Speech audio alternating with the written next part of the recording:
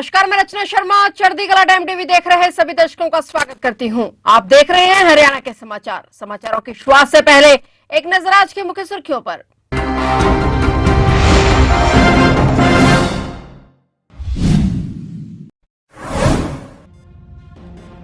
पंचतत्व में विलीन हुए पूर्व प्रधानमंत्री मनमोहन सिंह, राजकीय सम्मान के साथ हुआ अंतिम संस्कार। निगम बोध घाट पर पहुंचे पीएम मोदी, रक्षा मंत्री, तीनों सेनाओं के प्रमुख।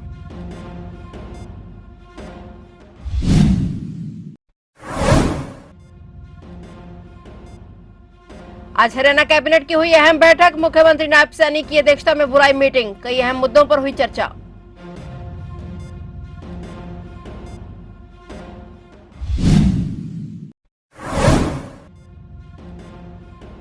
डल्लेवाल को लेकर सुप्रीम कोर्ट में सुनवाई, पंजाब सरकार के जवाब से असंतुष्ट सुप्रीम कोर्ट, कहा पंजाब सरकार को अगर मदद चाहिए तो केंद्र करे मदद।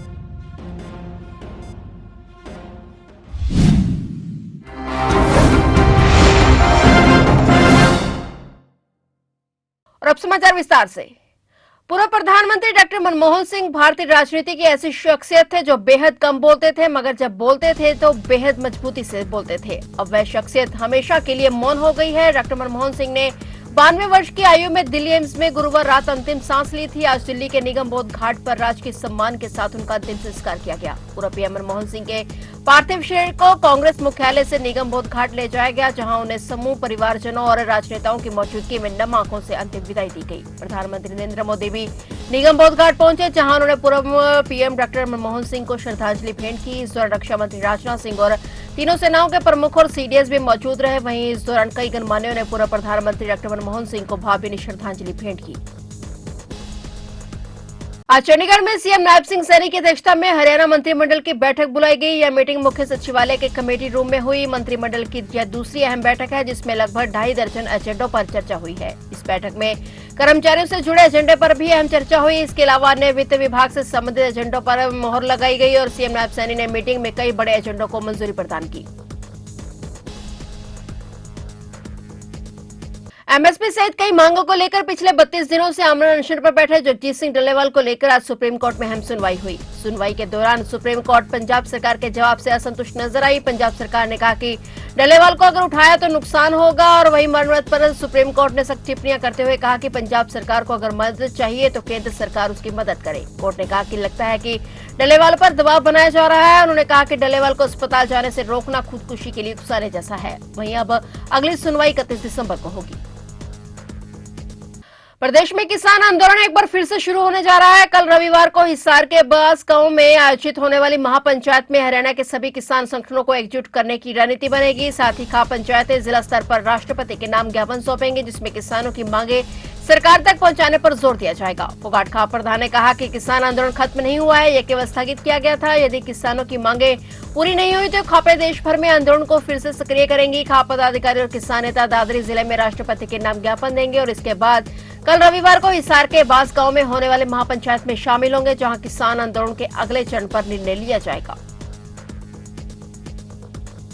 माँ बाप अच्छे भविष्य की उम्मीद से अपने बच्चों को विदेश भेज देते हैं। कुछ ऐसे सपनों के साथ अंबाला का बेटा हर्षनदीप भी कनाडा गया था, लेकिन ड्यूटी के दौरान हर्षनदीप के साथ कुछ ऐसा हुआ जिससे उसकी जान चली गई। उसके परिवार वालों पर दुखों का पहाड़ टूट गया। बता दें कि युवक हर्षनदीप सिंह के बीते 6 दिसंबर को कनाडा के एडमंटन स्थित एक अपार्टमेंट कॉम्प्लेक्स में गोली मारकर हत्या कर दी गई थी और अब 21 दिनों के बाद युवक का शव अंबाला पहुंचा। युवक हर्षनदीप सिंह की बड़ी बहन प्रभजोत कौर ने मुखाग्नि देकर भाई का अंतिम संस्कार किया। इस दौरान ग्रामीण सहित आसपास के गांवों से काफी लोग दुख साझा करने आए। मृतक युवक के मामा ने बताया कि भांजा हर्षनदीप सिंह स्टडी वीजा पर अगस्त 2023 में कनाडा गया था और वह एडमंटन नॉर्थ वेस्ट कॉलेज में बिजनेस और एडमिनिस्ट्रेशन की पढ़ाई कर रहा था। वारदात से 3 दिन पहले वह सिक्योरिटी गार्ड की पार्ट टाइम नौकरी पर लगा था और जब वह ड्यूटी पर गया था तो एक महिला के साथ आए व्यक्ति ने उसको गोली मार दी थी। पुलिस ने दोनों आरोपियों को गिरफ्तार कर केस दर्ज किया था। युवक के पिता कुलविंदर सिंह किसान हैं और वहीं बेटे की मौत से पूरे गाँव में मातम पसर गया है।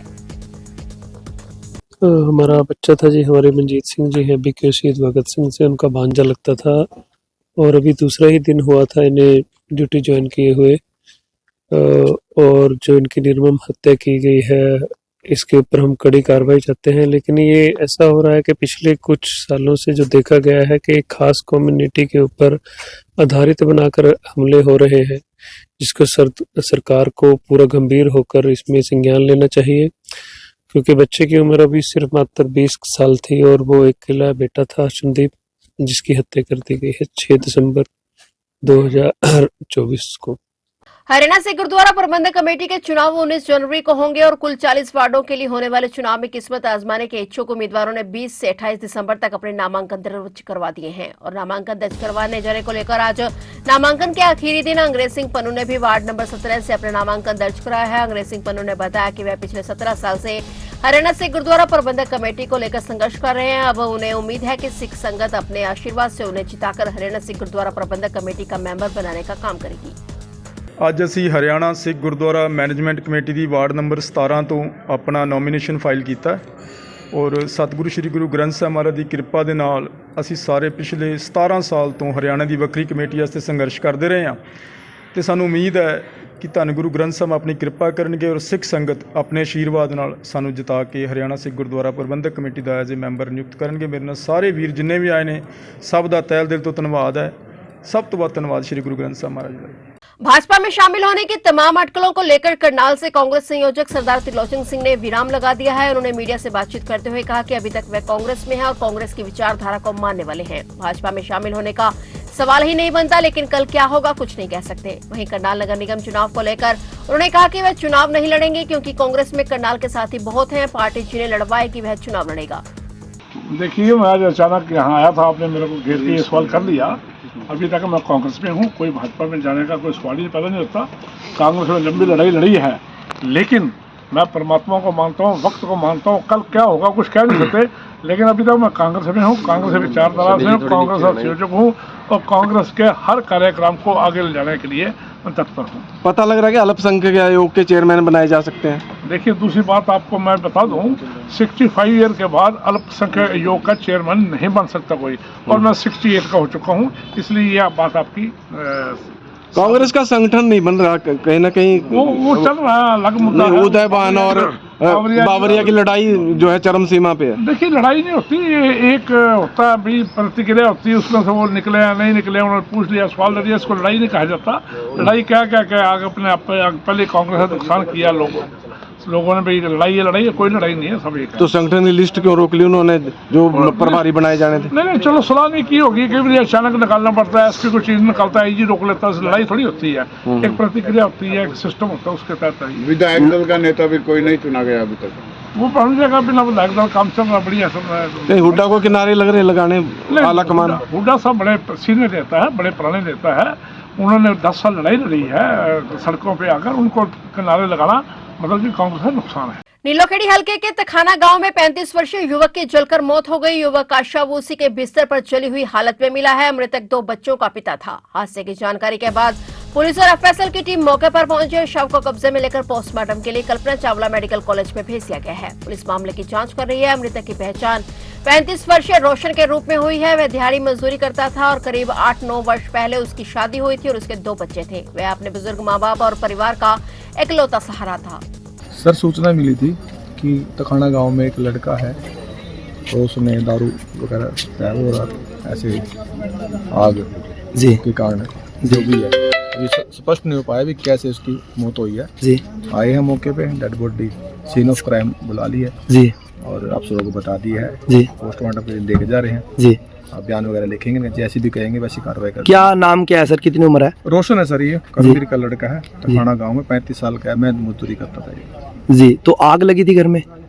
सर, ये कन्फर्म नहीं है क्योंकि वो दारू वगैरह पीता था, हो सकता है बीड़ी लगाते हुए या कुछ वैसे आग लग गई हो जी, तो बेड पे ही उसकी मौत हो गई। हरियाणा में होने वाली सड़क दुर्घटनाओं में कमी लाने के लिए वर्ष 2024 की शुरुआत में ही फैसला लिया गया था कि सड़क दुर्घटना के आंकड़ों में कैसे कमी लाई जाए। इसमें तत्कालीन मुख्यमंत्री मनोहर लाल खट्टर द्वारा जनवरी और फरवरी महीने 2024 में विशेष सुरक्षा अभियान चलाए जाने के आदेश जारी किए गए थे, जिसमें सड़कों, बाजारों और समाज के हर प्लेटफॉर्म पर जाकर अभियान चलाकर सड़क सुरक्षा नियमों की जानकारी देकर जागरूक करना और स्वयंसेवक तैयार करने का लक्ष्य रखा गया था। सड़क सुरक्षा परिषद की हर महीने मीटिंग कर जिला उपायुक्त को रोड सेफ्टी पर होने वाले अभियान की जानकारी मेरा भारत पोर्टल पर अपलोड करने के निर्देश जारी किए गए थे। पंचकुला में ट्रैफिक पुलिस द्वारा इस जिम्मेदारी को खूब बेहतरीन तरीके से पूरा किया गया है।